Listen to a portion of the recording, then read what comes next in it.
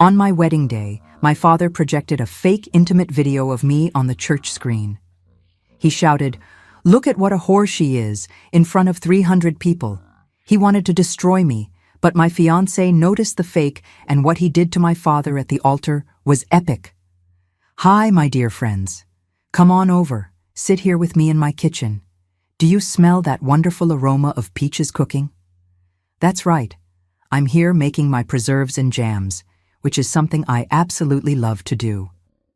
The steam rising from the pot, the sugar caramelizing, the fruits releasing that beautiful fragrance. Ah, this soothes my soul. My name is Camilla Beatrice Stevens. I'm 76 years old, and I live here in Asheville, North Carolina, the land of the Blue Ridge Mountains and beautiful fall colors. I was born right here in this mountain town, where the winters are real and we warm ourselves with hot coffee and good conversation.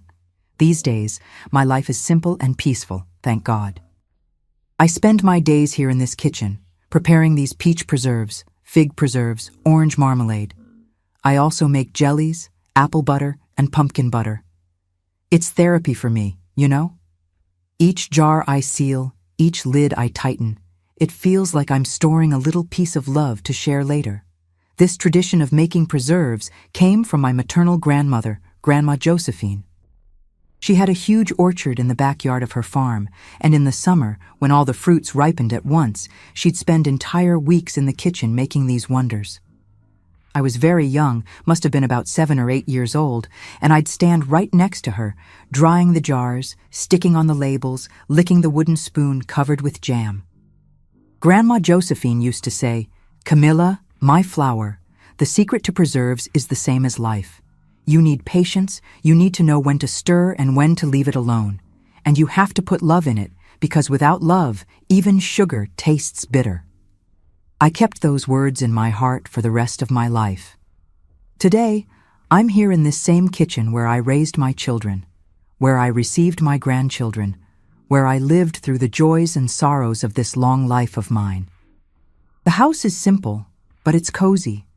I have my herb pots in the window, chives, parsley, basil. I have my old wood-burning stove, which I still use on the coldest days. And I have this big wooden table full of sterilized jars waiting to receive the cooked fruits. Oh, and before I continue telling my story, I want to make a special request to all of you watching right now, wherever you are. Tell me here in the comments, from which corner of the United States or the world are you watching me? And also tell me, what time of day did you find this video from this old lady here? Early morning with your hot coffee? After lunch? During that afternoon break? Or in the evening before bed? I read each comment with so much affection, imagining you there, taking time from your busy lives to listen to this grandmother's stories. Please tell me. And if you haven't subscribed to the channel yet, click that red button, turn on the bell, because I have so many stories to tell. Stories of overcoming, of pain, but also of victory. Let's create this family, let's support each other. And look, my dear friends, the story I'm going to tell you today. This one is hard to even begin. It's about the day that should have been the happiest of my life, my wedding day. But it turned into a nightmare in front of 300 people inside a church. A nightmare orchestrated by the man who should have protected me, by the man who gave me life. My own father tried to destroy me that day, sweethearts. He tried to end my dignity, my name, my future. But God is just, and true love is stronger than any lie. Come with me on this journey. Take a deep breath, because this story will move you. But I promise that in the end, we'll learn together about forgiveness, about strength, and about how true love sees beyond appearances. I was born right here in Asheville on March 15, 1949, in a big house in the downtown area, near the main square. My father was Colonel Humberto Sterling, a man who had made his career in the army and then became an important figure in local politics. He owned land, had cattle ranches in the surrounding areas, and his name was respected, or rather feared, by everyone in the region. When he walked down the street, men tipped their hats. When he entered a place, silence fell like a stone. My mother was Ondine, a delicate woman with fair skin and black hair always pulled back in a tight bun. She came from a traditional family from Charleston, South Carolina, and had married my father through an arrangement between the families, as was customary back then. My mother was quiet, obedient, always with a rosary in her hand and her eyes downcast. She spent her days taking care of the house, embroidering, praying. I never, in all my childhood, heard my mother raise her voice to my father, not even once. I had 2 siblings. Augustus was the oldest, 6 years older than me, my father's pride and joy. From childhood, Augustus was raised to be the heir to the colonel's empire. He learned to ride horses, care for cattle, speak harshly to the workers. And there was Nancy, my younger sister, 4 years younger than me. Nancy was tiny, fragile, always sick with something. My mother was constantly running with her to the doctor. Our house was enormous, 2 stories, with those tall wooden windows painted dark green, red tiles, and an iron gate that creaked every time someone opened it. Inside, everything was dark and silent. The thick curtains didn't let in much light. There was a visiting room we could only enter when important people came over, full of heavy mahogany furniture, a grandfather clock that chimed every hour with a sound that echoed throughout the entire house. My mother kept everything impeccably clean, with the help of Miss Carmela, our housekeeper, an elderly woman who had lived with us since before I was born. My room was on the 2nd floor, a small space with an iron bed, a pine wardrobe, and a window that overlooked the backyard. I loved that window because from there I could see the open sky, the clouds racing by, the birds flying free. It was my escape from that heavy atmosphere downstairs. The routine of my childhood was as rigid as a Swiss watch.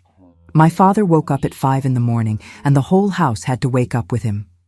We had breakfast in silence, homemade bread with butter, boiled milk, sometimes a piece of farm cheese. My father read the newspaper, and no one could make noise. Then he'd leave to take care of business, and we'd breathe a little easier. I studied at a Catholic school, Our Lady of Mercy Academy, which was 3 blocks from home. My mother walked me there and picked me up every day, holding hands, walking slowly along the uneven stone sidewalk. At school, I was quiet, obedient, got good grades because I knew my father demanded perfection. He always said, "A Sterling cannot be mediocre. We are different. We are superior." After school, I had to go straight home. I couldn't stop at the little park, couldn't play in the street like the other girls. My father said that a girl from a good family shouldn't be exposed, that the street was a place for common people. So I spent my afternoons in the backyard, playing alone or with Nancy when she was healthy. We played with dolls, house, school. I had a rag doll that my grandma Josephine had made for me, with yellow yarn braids and a little calico dress. I called her Clara. Sometimes when my father was in a good mood, which was rare, he'd let us go to Grandma Josephine's farm on weekends. Ah, those were the best days of my life. At the farm, I could run barefoot, climb trees, eat fruit right off the branch. Grandma Josephine let me help in the kitchen, and that's where I learned to make preserves, as I already told you. She was so different from my father. She laughed loudly, sang while she cooked, hugged me tight, and said I was the most beautiful granddaughter in the world. But those moments were few. Most of the time, I lived in that silent house, always afraid of doing something wrong, always walking on tiptoes so as not to bother my father. Because my father, my dear friends, my father was a man with an explosive temper. Any little thing that displeased him, and he'd start yelling, banging on the table, making everyone tremble with fear. I remember one time, I must have been about 8 years old when I spilled orange juice on the dining room tablecloth. It was an accident. The glass slipped from my hand. My father turned red with rage, stood up from his chair with such force that it almost fell backward. He screamed at me in front of everyone, saying I was clumsy, that I didn't pay attention, that I was going to end up being a disgrace to the family. My mother turned white but said nothing. Augustus laughed quietly, as if it were funny. And I stood there, paralyzed, with tears streaming down, feeling like I had committed the worst sin in the world. From an early age, I learned that my father's love was conditional. He only treated me well when I did exactly what he expected, when I got straight A's, when I behaved like a lady, when I stayed quiet in my corner. Any deviation, any sign of my own personality, and he'd cut me with sharp words or with that icy look that hurt more than any slap. I had a little friend at school, Ida, the pharmacist's daughter. We had arranged to play at her house one Saturday afternoon. I was so happy. But when I asked my father, he said no, just no. You're not going to be running around like a street urchin. A girl's place is at home. I cried, I begged, but it was useless. And Ida never really talked to me again after that, because she thought I didn't want to go. Little by little, I understood that my life wasn't mine. It was property of my father, of the sterling name, of the family honor. I was an extension of his ego, an object he molded as he wished. And I, innocent child that I was, thought that was normal, that all fathers were like that. When I turned 12, in 1961, things started to change a bit. My body began to change. I was becoming a young woman. And my father became even more rigid, even more vigilant. He started controlling even the clothes I wore, the way I combed my hair, the tone of voice I used. "You're becoming a woman," he'd say, with that hard look. "And women in my family need to be impeccable, without stain, without blemish. Because the sterling name is worth gold, and I'm not going to let anyone tarnish it." I didn't fully understand what that meant at the time, but I felt, deep down, that this control would only get worse as I grew older. My adolescence passed too quickly, and at the same time, too slowly. The years between 13 and 17 were a blur of rules, prohibitions, and that constant feeling of being watched. My father controlled my every step: who I talked to at school, what time I came home, what clothes I wore, even the length of my skirt he measured with his eagle eyes. In 1966, when I was 17, I finished high school, and then came the first big fight of my life with my father. I wanted to study. I wanted to go to college for English literature in Charlotte. I loved to read, loved to write. I had a notebook full of poems that I hid under my mattress. But when I told my father about college, he looked at me as if I had said the greatest insanity in the world. "College? For what? You're going to marry a good man that I'll choose, and you'll take care of his house. Women don't need education beyond the basics. That's for people who want to climb in life. And you were already born at the top, Camilla. Don't ruin everything with these modern ideas." I cried. I begged. But it was useless. My mother, as always, said nothing. She kept embroidering in her corner, pretending she wasn't listening. And so, my dream died right there. I began living in that house, helping my mother with chores, embroidering, cooking, waiting. Waiting for what? I didn't even know. My father started introducing me to suitors. Sons of ranchers, sons of politicians, older men, all cut from the same cloth, arrogant, chauvinistic, who looked at me as if I were a filly at a cattle auction. I hated those formal dinners where I had to smile and pretend interest, while those men talked about their lands, their possessions, their plans to build a traditional family. I felt suffocated, imprisoned. And then, in April 1971, at 22 years old, my life changed. I met Lucas. It was on an autumn day, late afternoon. I was returning from church, one of the few outings my father allowed me, as long as I was accompanied by Miss Carmela. We were passing through the town square when it started raining that way. It only rains here in the mountains, a heavy, cold rain that soaks you in seconds. Miss Carmela and I ran to take shelter under the awning of an electronics store, and that's where I saw him for the first time, Lucas Henry Oliver. He was fixing the store's wiring on a ladder with a toolbox beside him. When the rain started, he quickly climbed down and took shelter under the same awning as us. He was thin, wore glasses, had a shy smile and skilled hands that never stopped moving. He started talking to us. Very polite, very kind. Quite a downpour, isn't it? I think it'll last a while. Would you like to sit here on the bench, ma'am? He offered to Miss Carmela, who thanked him and started chatting with him. He told us he was a computer and electronics technician, that he worked repairing equipment around town, that he had studied through correspondence courses because he didn't have money to leave Asheville. I stood there, quiet, but my heart was racing. There was something about him, something different from all those men my father had introduced me to. Lucas spoke with passion about his work, about the computers that were starting to arrive in America, about how technology was going to change the world. His eyes sparkled. And when he smiled at me, apologizing for talking too much, I felt butterflies in my stomach for the first time in my life. When the rain passed, we said goodbye, but I couldn't stop thinking about him.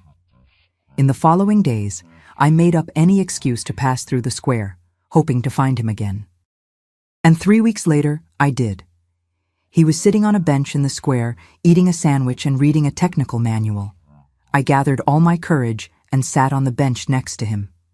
"Hi," I said, my voice trembling. "Do you remember me? From the rain?" His face lit up. "Of course I remember, the pretty young lady from the awning." And we started talking, hours and hours of conversation. He told me about his humble family, about his father who was a carpenter, about his mother who did laundry for others. And I, for the first time in my life, talked about myself for real, about the books I liked, about my desire to study, about how I felt trapped. Lucas listened to me with an attention that no one had ever given me. He didn't judge me, didn't interrupt me, just listened, with that calm and sweet way of his. And when the sun began to set, he held my hand, the first time a man had touched me with affection, other than my father or brothers, and said, "Camilla, I know we've just really met, but I feel that you're special. I'd like to get to know you better. Could we meet again?" I knew I was doing something crazy. My father would never approve. But I said yes. For 7 months we met in secret. Always in the square, always quickly, always afraid someone would tell my father. Lucas was everything I had always dreamed of.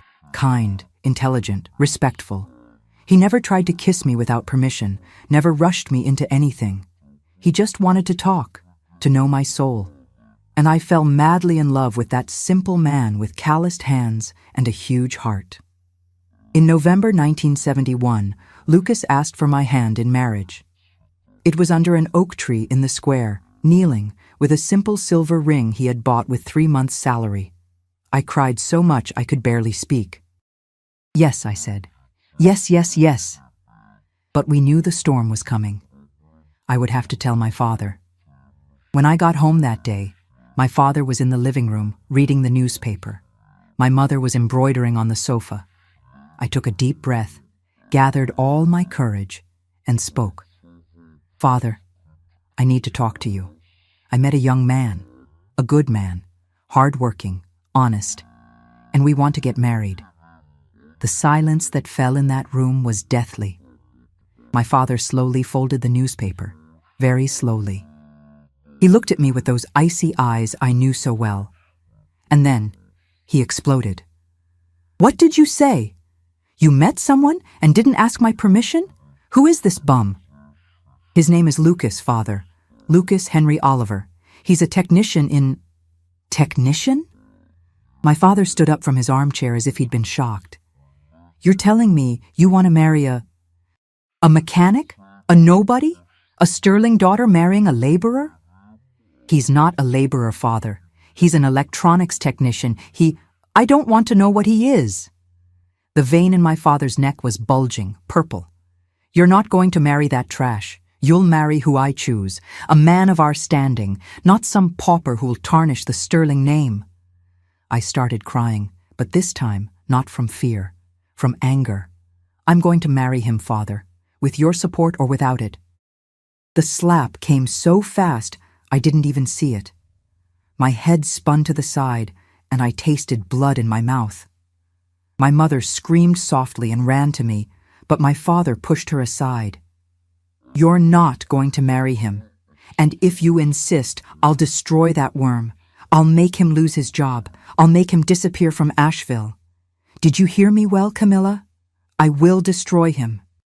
That night, locked in my room, with my face burning and my heart broken, I understood for the first time the magnitude of hatred my father was capable of feeling. And I understood that this wouldn't end well. But I didn't imagine, not even in my worst nightmares, how far he would be willing to go. After that terrible night, things got much worse at home. My father no longer spoke to me. When we crossed paths in the hallways, he looked away, as if I were a ghost, as if I no longer existed. It was worse than the shouting, worse than the violence. It was a cold, heavy silence that suffocated. But I didn't give up. Lucas and I continued meeting, now even more secretly. He wanted to face my father man to man, but I didn't let him. I knew my father. I knew what he was capable of, and I was afraid, very afraid of what he could do to Lucas. It was in February 1972 that things started getting even stranger. My father suddenly changed his attitude. One morning during breakfast, he spoke to me for the first time in 3 months. "Camilla." His voice was controlled, but I felt the venom behind it. "I've thought a lot about your stubbornness, and I decided that maybe I was too hard. If you really want to marry this Lucas, then fine." I almost choked on my bread. My mother stopped stirring her coffee and looked at him, surprised. Even Augustus, who was having breakfast with us, raised an eyebrow. "What?" I could hardly believe it. "You're saying you accept?" "I accept, but with one condition." He looked into my eyes, and I felt a chill. Something was wrong. "I'll pay for the wedding. I want it to be a beautiful party, worthy of the Sterling name. I don't want people saying my daughter got married like poor folk in some shabby courthouse. It'll be at the Main Street church, with everything of the best quality." I should have been suspicious, should have seen the trap. But I was so naive, so desperate for his approval, that I believed. I really believed he had changed his mind, that he had accepted my marriage. "Thank you, Father." I spoke with a choked voice. "Thank you so much. Just one more thing." He cut a piece of cheese with his knife, slowly. "I'm going to prepare a special surprise for you on the wedding day. A tribute. I'll project on a screen in the church some photos of you as a child, family videos. It'll be beautiful. But it's a surprise, okay? Don't say anything to Lucas." I agreed, emotional. What a fool I was. What a fool. The following months were a whirlwind. My father really paid for everything. The imported wedding dress, the flowers, the catering, the engraved invitations on quality paper with gold letters.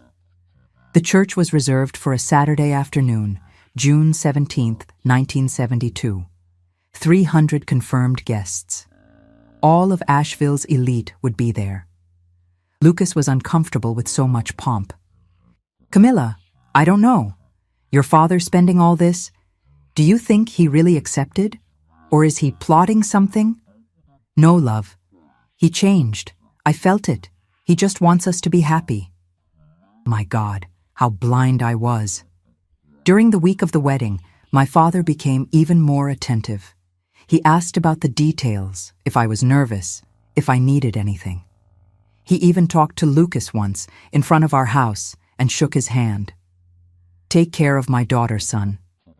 Lucas left there a bit disconcerted but relieved. On Friday night, the eve of the wedding, I couldn't sleep well. I kept tossing and turning in bed, with that nervous feeling every bride has. I thought about what my life with Lucas would be like, having my own home, finally being free. I looked at the wedding dress hanging in the wardrobe and smiled in the dark. Saturday came, the most important day of my life, or the day that would become my worst nightmare. I woke up early, had breakfast, and the hired women came to help me get ready. The dress was French lace with a long train, tulle veil. They did my hair in curls, placed the flower crown, painted my face. When I looked in the mirror, I almost didn't recognize myself. I was beautiful. I looked like a princess. At 3 p.m, we arrived at the Main Street church. My God, my dear friends, how beautiful that church was. White flowers everywhere, satin ribbons, lit candles. The organ played softly. The pews were packed with elegant people in hats and expensive suits. And there at the front, near the altar, I saw Lucas waiting. He was in a black suit I had never seen, his hair combed to the side, his clean glasses shining. When he saw me enter, his eyes filled with tears. I walked down the center aisle on my father's arm to the sound of the wedding march. My heart was beating so hard I thought everyone could hear it. My father was serious, erect, greeting people with nods. When we reached the altar, he handed me over to Lucas and went to sit in the first row. The ceremony began. Father Anselm, whom I'd known since childhood, gave the blessings, read the biblical texts. We exchanged vows. I said, "I do," with a firm voice, looking into Lucas's eyes. He said, "I do too," squeezing my hands tightly. We exchanged rings, 2 simple gold bands we had chosen together. "Now," said the priest, "before the final blessing and the kiss of the newlyweds, the bride's father would like to make a special tribute." That's when my world began to crumble. My father stood up, climbed the altar steps, and grabbed the microphone that was on a stand to the side. He smiled, but it wasn't a happy smile. It was a cold, dangerous smile, like someone about to strike. "Good afternoon, everyone. Before my daughter seals her destiny with this young man, I would like to show you her true face. Because truth, my friends, is the most important thing in a union, and I cannot, in good conscience, let this marriage proceed based on lies." My stomach froze. Lucas looked at me, confused. I looked at my father, feeling panic rising in my throat. "Father, what are you doing?" My voice came out weak, trembling. "Lights." He ignored my question and signaled to the operator. The church lights went out. The giant screen that had been installed behind the altar lit up. It started with photos of me as a baby, as a child, as he had promised. People smiled, thought it was nice. My mother, in the first row, had her hand on her chest, emotional. And then, the image cut. Suddenly, on that huge screen, a video appeared. A video that paralyzed me with horror. It was a room, a cheap motel room, and there was a woman there. A woman with my face, my exact face. She was with men. Several men. I can't describe it in detail, my dear friends, because it's too horrible, but it was an intimate scene of a sexual nature, explicit. And that face was mine. The church exploded in murmurs, muffled screams, women covering children's eyes, men standing up from their chairs. Father Anselm turned white as paper. "No!" I screamed. "That's not me! I didn't do that!" But no one heard me. The video continued, relentless, projected on that monstrous screen. My father, at the altar, shouted into the microphone with that thunderous voice, "Look! Look at what a whore she is! Is this the woman you want to take on, Lucas? A slut who sells herself? Who dishonors the Sterling family name? Is this the woman who'll carry our surname?" I collapsed. My legs gave out and I fell to my knees right there, on the cold floor of the altar. The veil spread around me. Tears flowed uncontrollably, blurring everything. I heard the screams, the accusations, the scandal. I heard my mother sobbing. I heard people cursing me. And I looked at that screen, at that face that was mine but wasn't, and I didn't understand. How was that possible? How did that video exist? I had never done that. I was a virgin, for God's sake. I had never been with any man. But no one would believe me.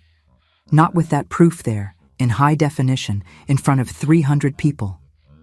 My life was over. There, at that altar, on the day that should have been the happiest of my existence. My father had destroyed me. And the worst part? When I lifted my eyes, looking for Lucas in the chaos, I saw him standing, looking at me, and I thought he was going to abandon me too, that he was going to believe that lie. But then something happened, something that would change everything. I was there, on my knees on the cold church floor, feeling the weight of 300 pairs of eyes judging me, condemning me. The veil had fallen to the side, all wrinkled. My hands were shaking so much I couldn't control them.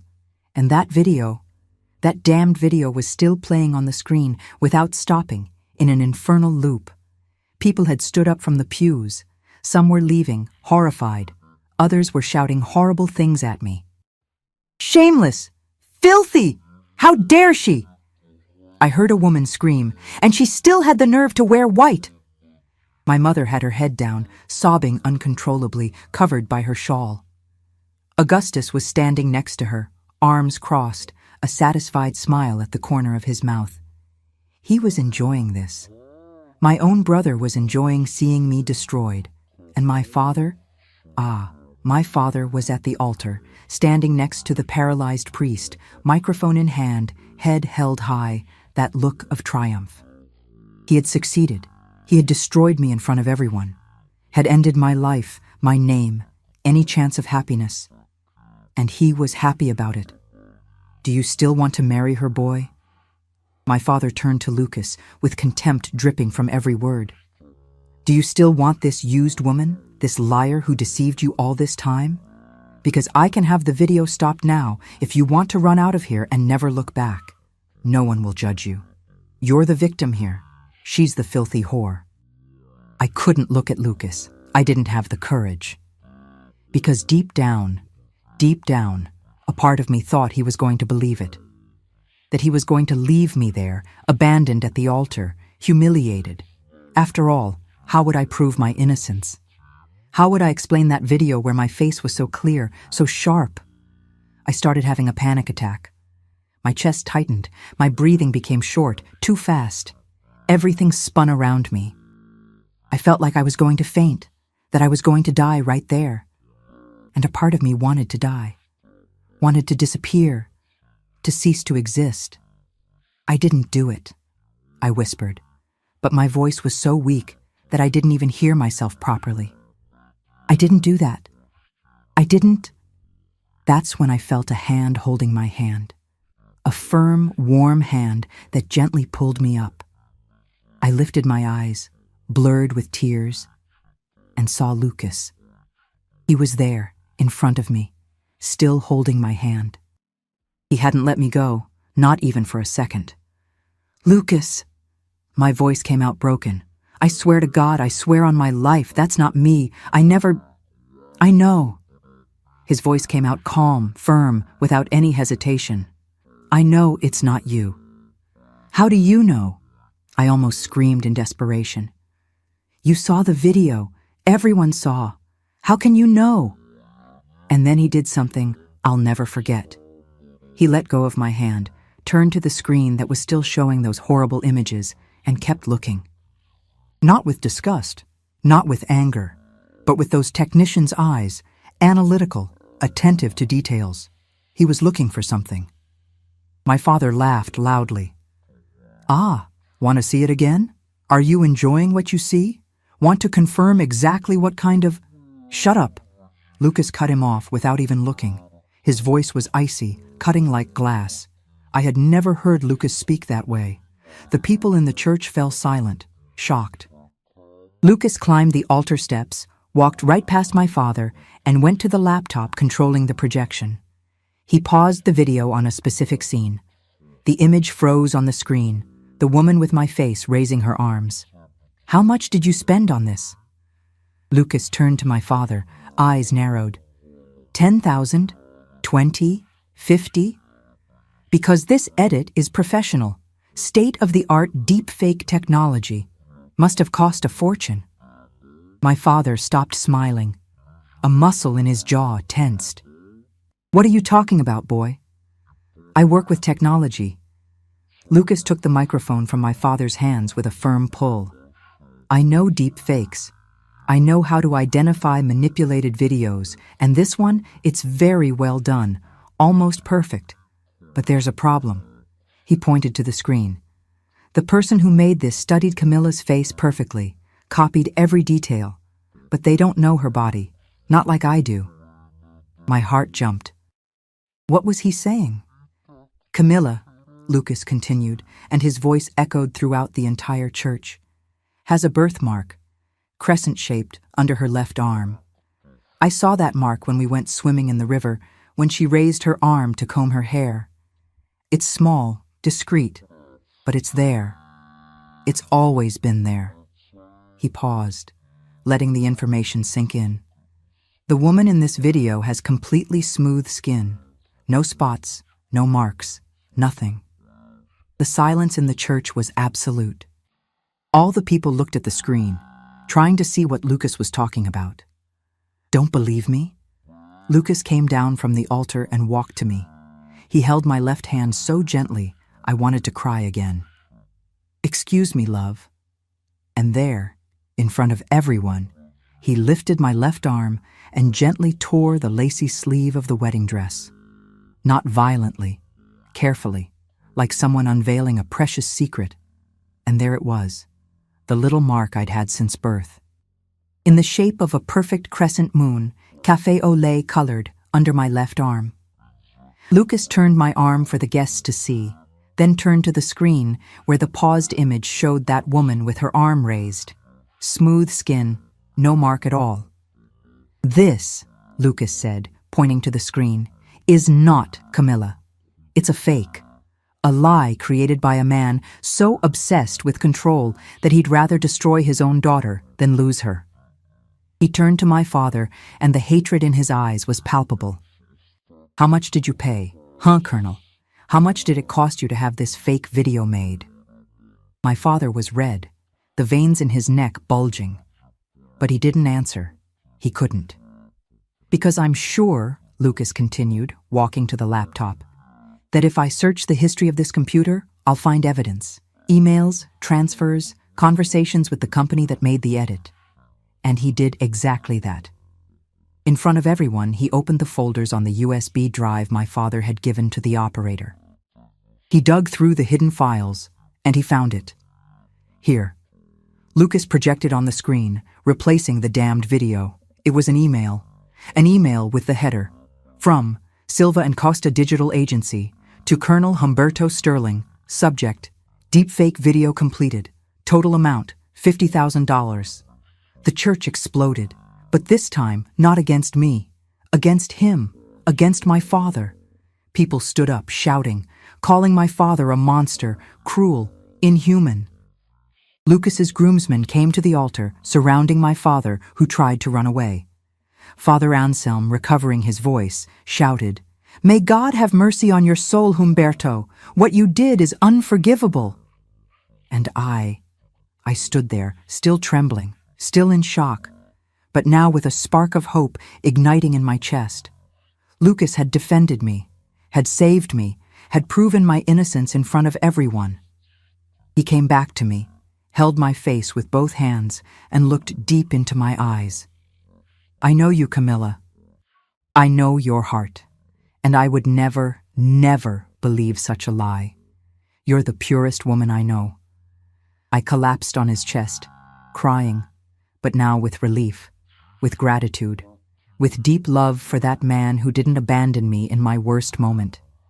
And when I looked at the altar, I saw my father being held by the indignant guests. He looked at me, and in those eyes I saw pure hatred. But I also saw defeat. He had lost everything. What happened in the following minutes was like a storm. The entire church was on its feet, people shouting, pointing at my father. There were ladies crying with rage, men yelling that he was a disgrace. The scandal was total. Father Anselm had to hold the bronze crucifix from the altar, as if he needed divine strength to process what had just witnessed. My father tried to leave through the side aisle, but Lucas's groomsmen, 3 work friends of his, simple but strong guys, blocked the passage. Miguel, the tallest of them, pointed his finger in my father's face. "You're not leaving here until you explain this. You tried to destroy an innocent young woman." "Get out of my way!" my father roared, with that commanding voice that always worked. But this time, no one moved. He had lost all respect, all authority. He was just a cruel man, exposed in his evil. Lucas gently released me and descended the altar steps. He walked to my father, slowly, controlled. But I could see the contained rage in every muscle of his body. When he was face to face with my father, the difference was striking. My father, big, stocky, broad-shouldered. Lucas, thin, shorter, wearing glasses. But Lucas had something my father would never have. True dignity. "Colonel Sterling," Lucas's voice was icy. "You tried to humiliate your daughter so you wouldn't lose control over her. You spent $50,000 to create a lie, to tarnish her name, to end her life. All because you can't stand the idea of her making her own choices." "I did what had to be done," my father shouted, completely losing his composure. "She was going to marry a nobody, a pauper. She was going to throw away everything I built, all our tradition. I couldn't allow it." "So you preferred to destroy her?" Lucas took a step closer. "You'd rather end her than let her be happy." "What kind of father does that? A father who cares about the family's honor." Saliva flew from my father's mouth.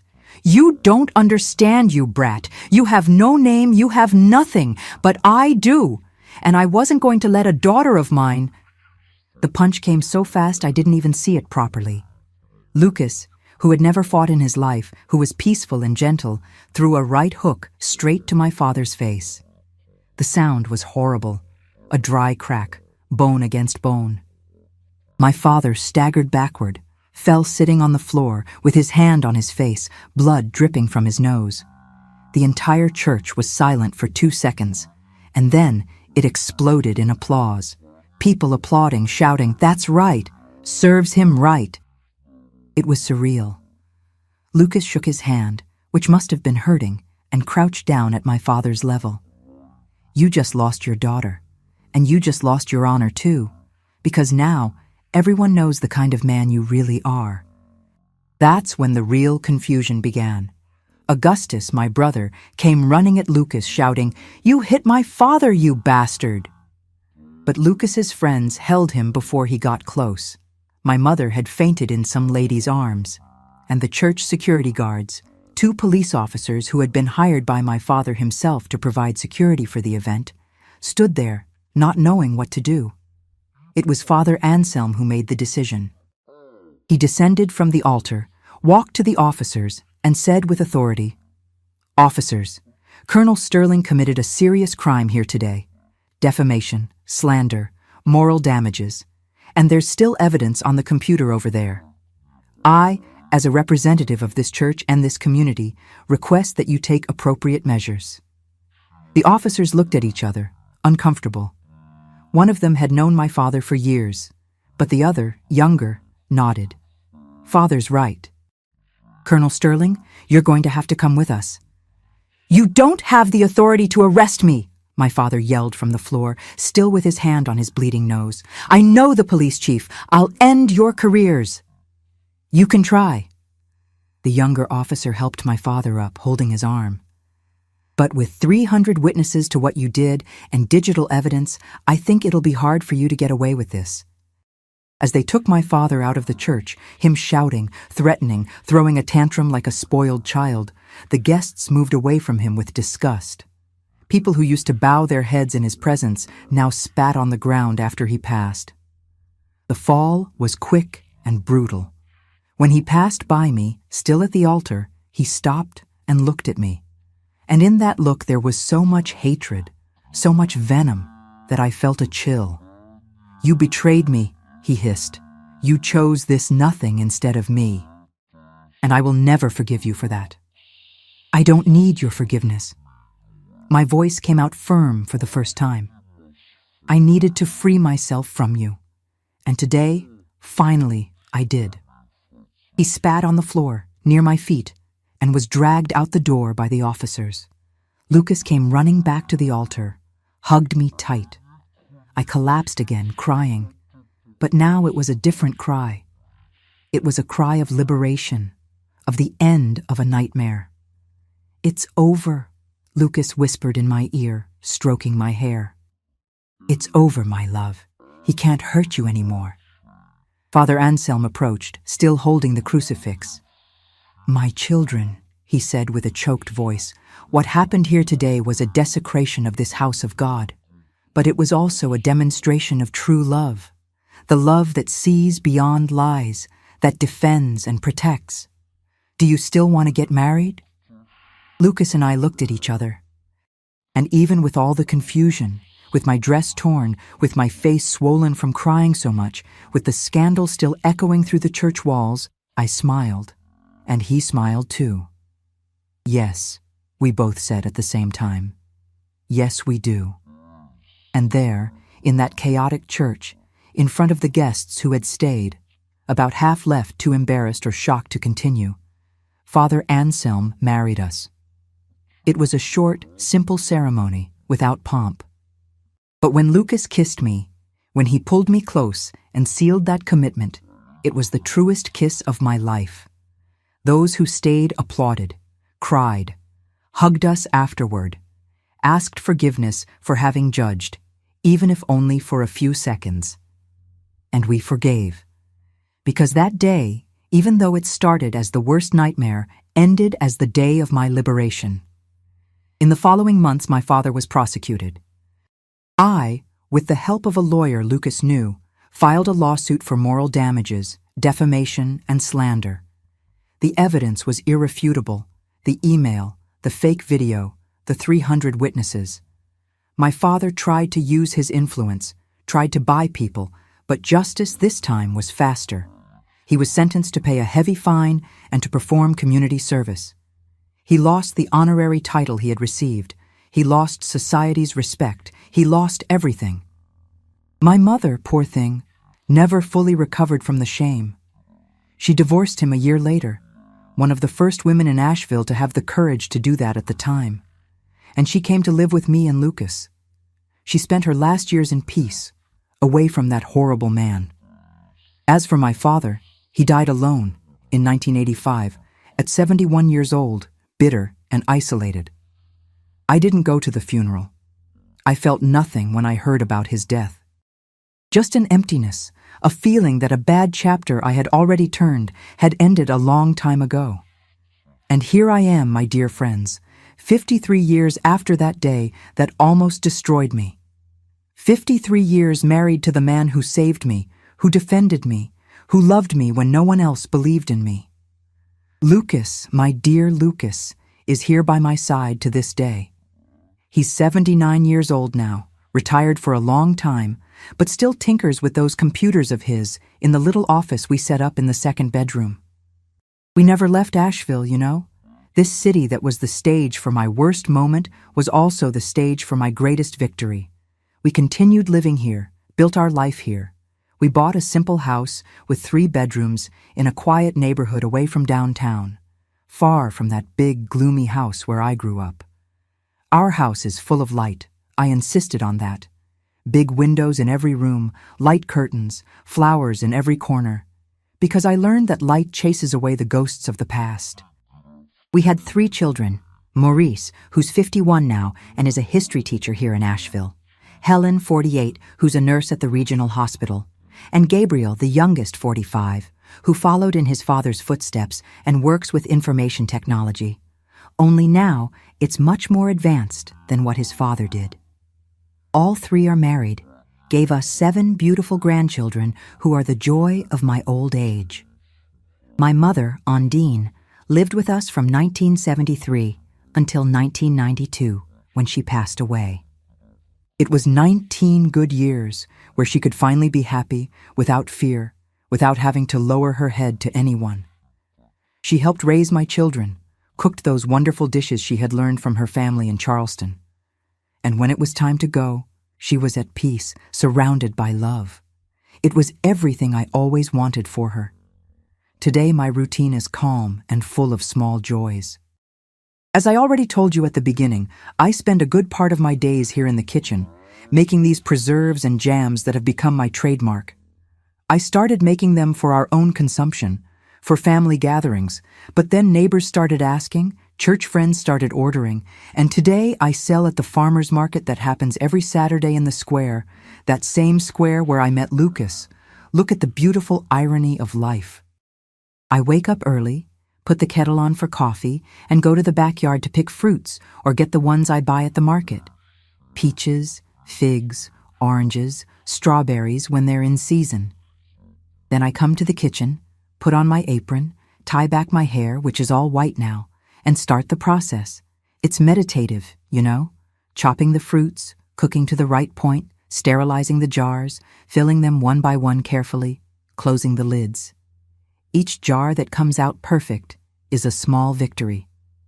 Lucas stays in his office, tinkering with computers, fixing something for a neighbor, or simply reading news on the internet, something that fascinates me because when we met, the internet didn't even exist. But from time to time he appears in the kitchen, grabs a jar of jelly, runs his finger through it and tastes it. "It's perfect, my love," he says, giving me a little kiss on the forehead.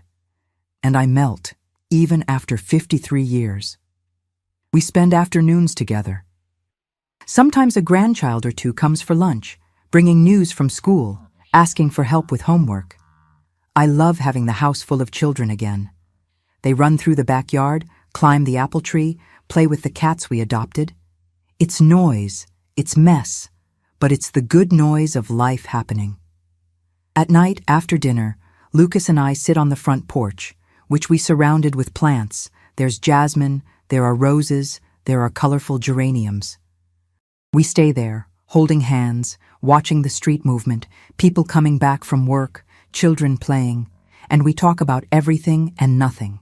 About the grandchildren, about the news, about plans for the weekend. And you know what's most beautiful?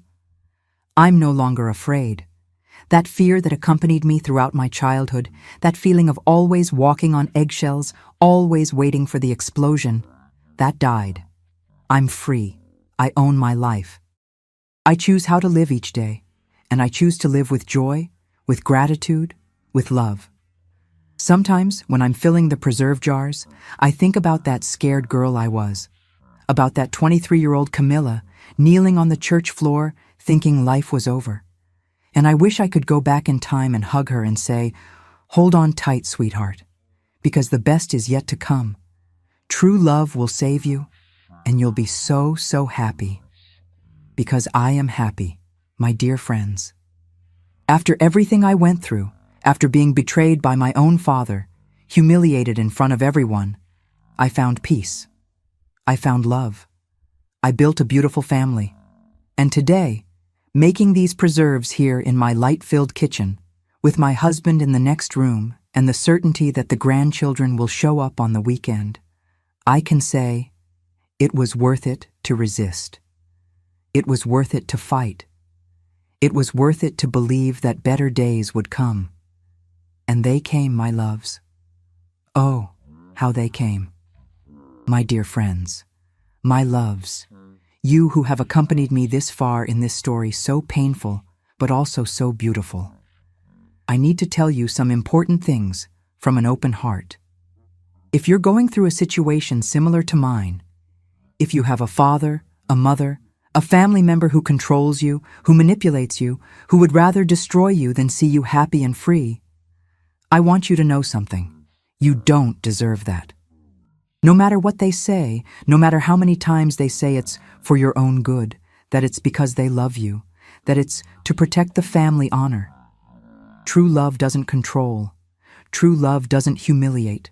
True love doesn't destroy. What my father did to me wasn't love. It was sick obsession with control.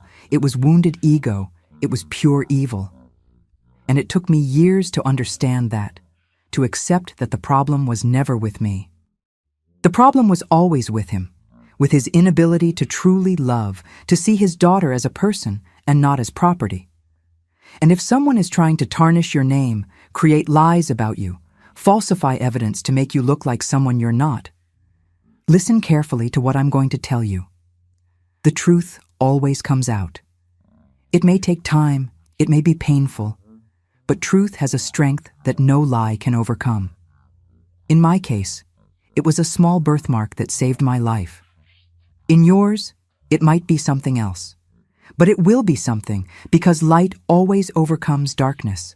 Seek help. Don't stay silent. Talk to someone you trust, a friend, a teacher, a religious leader, a therapist, the authorities in your area. In every country, in every city, there are people and organizations ready to help those suffering family abuse, manipulation, control. You're not alone.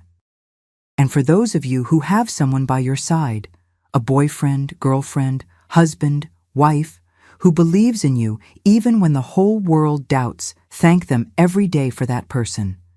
Because Lucas didn't have to stay. He could have believed that video, could have abandoned me there. But he chose to look with the eyes of love, chose to really know me, chose to defend me.